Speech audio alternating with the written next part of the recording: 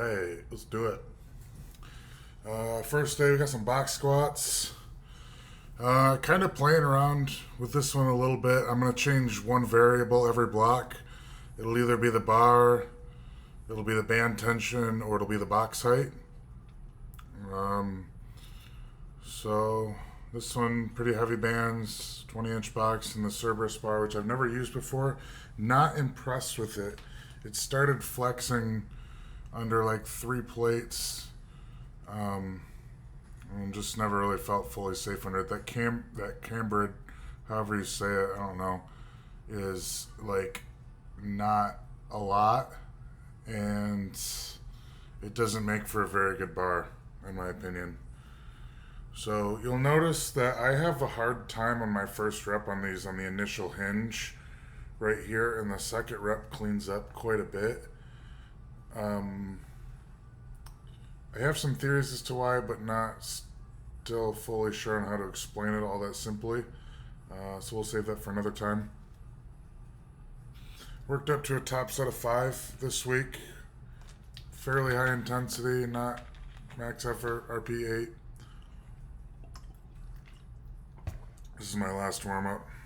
I also have a bad habit of starting to walk in back to the J hooks before I'm fully locked out. It's pretty quick. See, I didn't do a good job of staying tight on that first one. This one I did a better job of staying tight here in the upper body.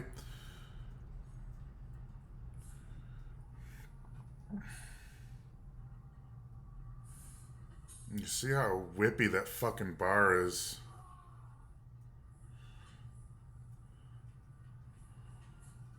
It's a good half-inch thinner than a normal safety squat bar. Feels like it's fucking 35 pounds. Not as bad as the Titan one. So here's my behind the neck push press, my main push press slot. It's always going to alternate between push press from the front and then push press from the back. Second slot will be either front rack thruster or behind the neck thruster. We're going to do a full squat. Third slot will be strict pressing, either from the front, behind, or dumbbell. I'll also, for that second slot, I'll also do dumbbell thrusters. It'll always be a thruster, 3 variations. The first one, however, will only be 2 variations until we get to the end. It'll become the main dumbbell at the end. So I'm really progressing everything ultimately into one last final block or 2, with the dumbbell being the main.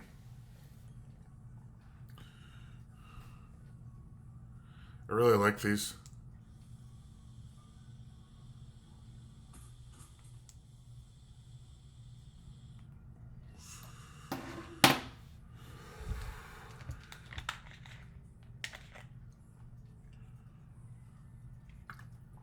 I'm finding a lot of benefits starting in that low position every time. Seems to be pretty helpful.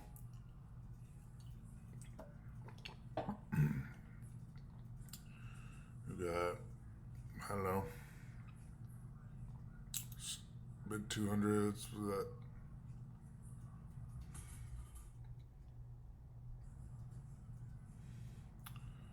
This is 305, I believe. Yeah. I think, yeah. And then means this is 335. I think I missed the first one. I can't remember. Yeah, miss. But retook it. Pretty easy here.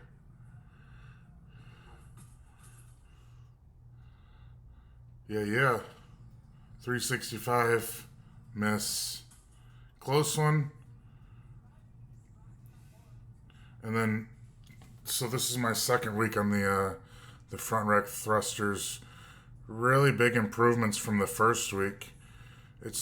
These are really helping me with everything. My front squats, my deadlift, really my understanding of how to just lift weights in general is really, really improving from this day.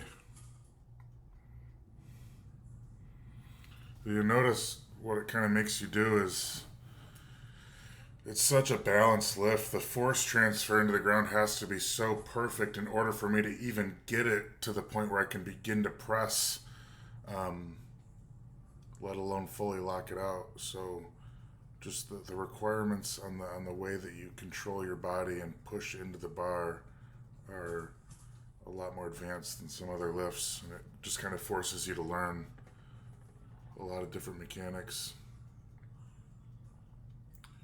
This is, I don't know, is that 255?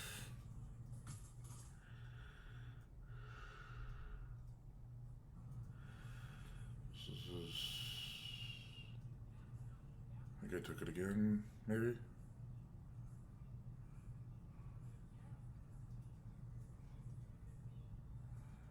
Yeah.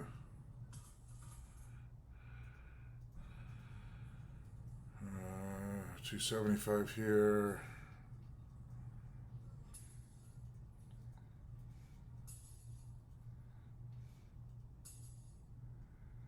Notice that little slow part where I have to come back and correct and then begin to press. That's what I mean on those little mechanics.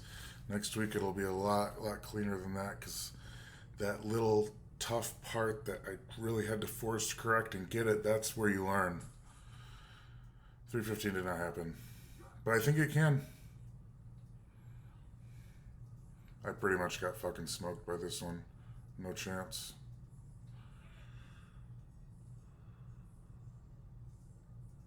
No chance. Sorry, bud. And you're stupid.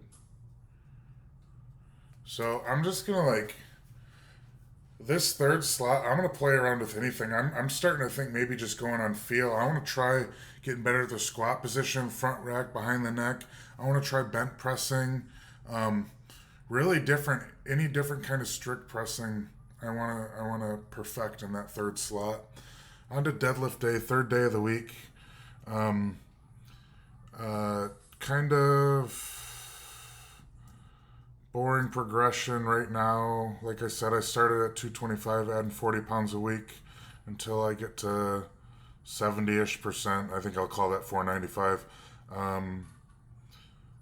This is, 435 for 12 total training reps. Broke it up into triples and sets of 4. I think I hit 6 on my last set. I'm trying to do them almost like tempo, a little bit of a pause, really trying to nail the form and do as much learning as I can, as much time under tension as I can, everything beltless. I really, really like the direction that deadlifts are going. Here's my throwing work for the week. So throwing, I'm trying to show kind of like the skill development into the translation into the actual event. So the 3 different phases here.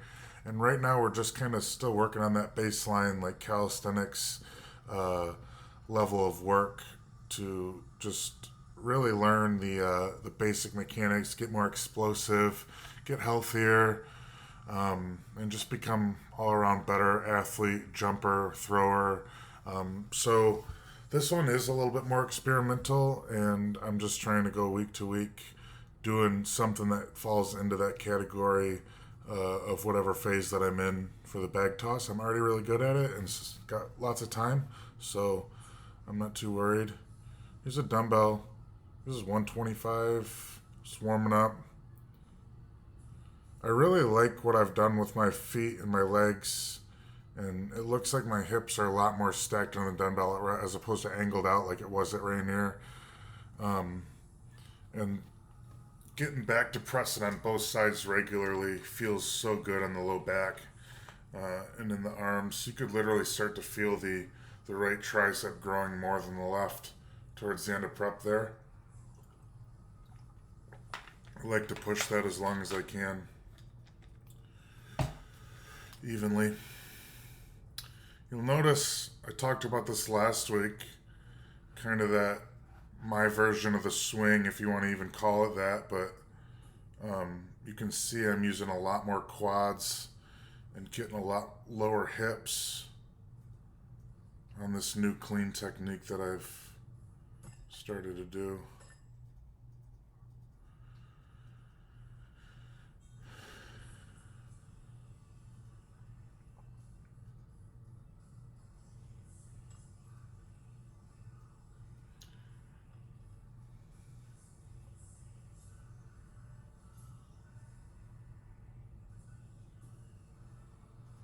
It was so hard to lock out and balance. These motherfuckers, like, I'm not doing this one again unless it's just so obvious that this is what I need to do, but I'm not doing that rep it again. I have one more week of that next week, and then I think I'm going to torture myself with, like, cleaning it 3 times, then pressing it once. I don't know.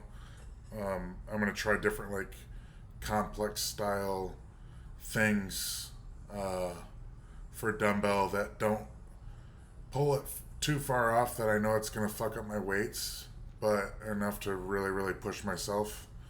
And I have one more week on this goddamn bent ass plate loaded dumbbell. I'm going to order some shot, get the tools that I need to use my Slater and break that bad boy out.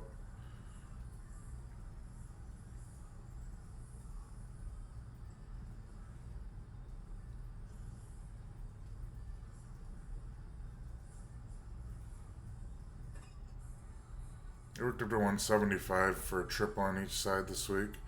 Next week I'll do 185. Have a week either off or I'll go right into my log training. I'll do 1 motion logs for 3 weeks and then I'll back to dumbbell. During that time though, I'll be doing the thrusters on the dumbbell. So I'm never really going to take a full time off of dumbbell training unless I need to. This is just a little mobility thing that I've been doing. Something I can work on every day. But really just trying to stay upright in the spine here. It's a really big stretch of the traps and, believe it or not, through the quads. But keeping that pelvis tucked under me, under me here is gonna counter a lot of the damage that the dumbbell does with having to kind of flare your ribs and hips out to be under that dumbbell. When this all starts to get tightened up and locked up, you compensate. Rather than being tall here, you start to compensate like this to get under it, and it can really take a toll on the serratus, traps, lats, down through the obliques, hips, and all that, and you can have some really, really bad knee and low back pain. So this is just one of the staple mobility things that I'm doing to really make sure that my spine is able to stay tall and that I'm as mobile as that I need to be. All right, another good week. That's it. Till next week. Thanks for watching.